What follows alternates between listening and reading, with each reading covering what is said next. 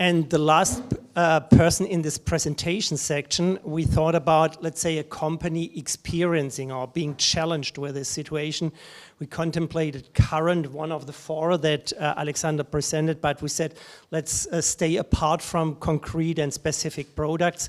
And there's one company that will come into the process most likely rather soon, and I'm very happy to introduce Marlene Gyldmark from BeOne to give some insights from a small company facing the process or starting to prepare for this process. So thanks, Marlene, for being with us and giving us some insights. No, this one goes moving ahead. Okay, so I'm really, really happy. Thanks for inviting us, Jörg and Alex. And I'm also very, very delighted to be able to open the lid on what is going on inside a company that is both trying to get ready for the EU JCA or HTA, and also at the same time trying to prepare a dossier that will go into this process probably next year. I'm here with my colleague Sylvie. So Sylvie, please share when I forget something. Yeah,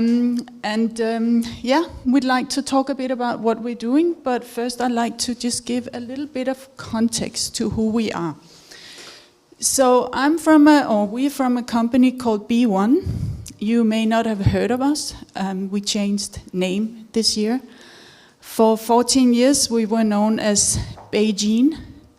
It's an American-Chinese company with strong presence in the US and in China.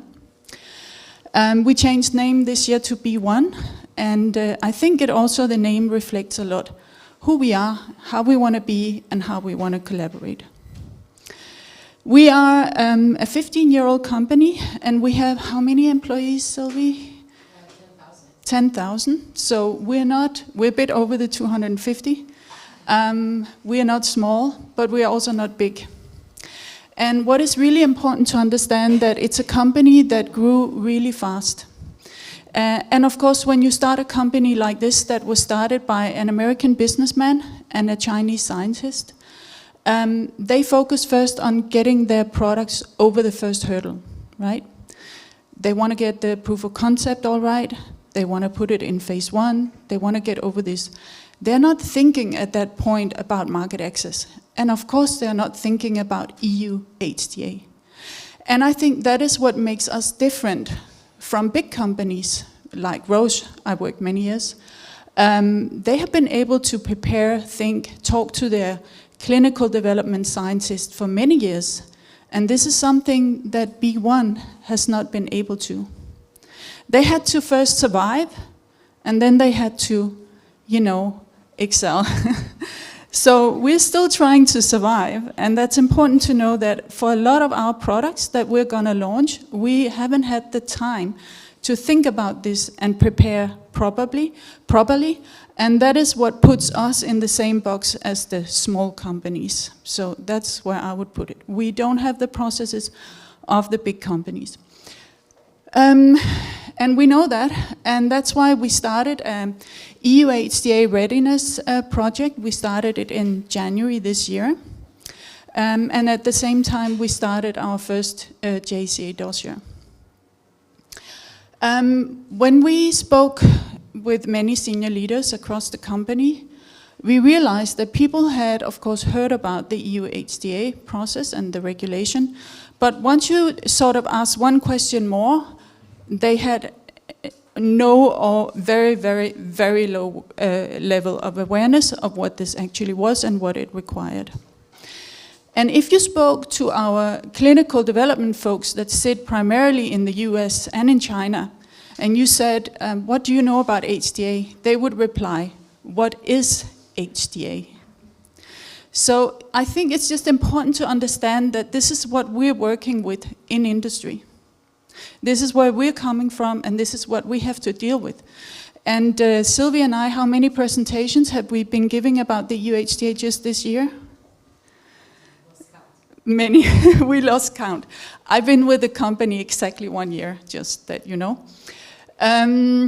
So we starting from a very low level of awareness and building that up, and then at the same time trying to build the right processes to enable this company not just to survive, but to excel. Yeah, I think that's enough on this one. So it's the context just to understand where we're coming from. So we wanted to talk a bit about where we are with this JCA dossier and what our sort of preliminary insights are. And some of these insights do not just apply to us as a learning company, it also applies to some of the bigger companies. Yeah, I'll talk a little bit about what they are. So here we have put, which is a bit comical in a way, start early, and we put at least 2 years prior to EMA submission. And as I said, we started in January, right? So we've been working on this for 10 months. We're not gonna have 2 years, but when we started, we thought, okay, 1 year, but 1 year is not enough. 2 years is a lot better, and that is what we are communicating internally in the company. However, we are looking at several, potentially preparing several dossiers already next year, where we will not have 2 years to prepare. So internally, we say 2 years. Of course, you need to start before you even finalize your pivotal clinical trial protocol. And this is the process we're trying to build into the organization, but you can imagine the challenges we have with many development groups sitting in China and the US, and you need to reach those and have people to give input to their decision making. And that is the big challenge. Then another really big headache. So predicting PICOs is easy. I would say simulating the PICOs is easy. Actually predicting them is really difficult. So we have done now several PICO simulations, and we get a high number of PICOs that you can even multiply further by looking into different subgroups. And it gives us like a huge amount of PICOs that we potentially would get from the JCA assessors. So we need to decide, do we prepare a huge amount of evidence, data, or we go at risk and prepare somewhat less. And given the interaction we had with colleagues in other companies, and these are not small companies, these are the big companies, and that's why we share the same problems with the big companies, is that from what we heard is that the difference between what the company prepare and what they actually get a scope is maybe like 50% is for the bin. Now, obviously, this is not efficient for anyone. So one thing we would like to ask for is more predictability in the PICOs. What scoping are we going to get? So we made more transparency on how these PICOs are being consolidated. And ideally, preferably, we would like to see this done in a scientific way. So we know that the process now is political. We understand this. But we would like that there is some kind of scientific rationale around how PICOs are consolidated, which also would make them more predictable from our side. And I'm saying this also because it's not our experience yet, because we're not in the process yet, we are only preparing. But what we're hearing from colleagues is they got PICOs that they thought they would never have expected. They didn't make any scientific rationale. And I don't think it is helpful for us as industry, neither for the HTA bodies, to have PICOs like this. So in the end, Alex, it's not the number of PICOs. It's the predictability and the scientific rationale behind the PICOs that is important for us. Then I think we need the useful engagement between the assessors and the JCA subgroup and health technology developers. So I'll just go over this really quickly and get to our call for action. So I think what we also heard is that the explanation meetings are not really helpful. There's no real explanation of the PICOs, it's just here they are.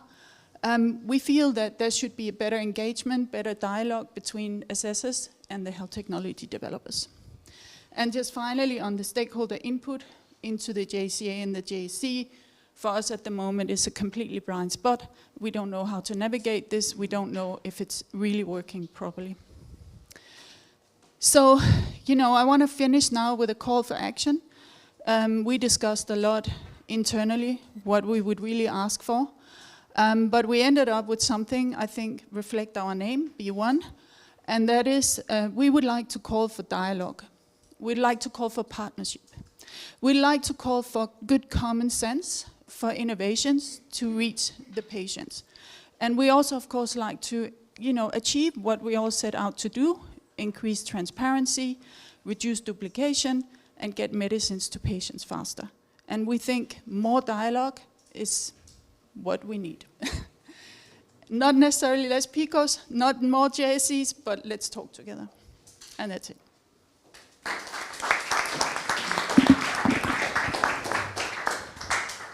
Excellent. Thanks so much.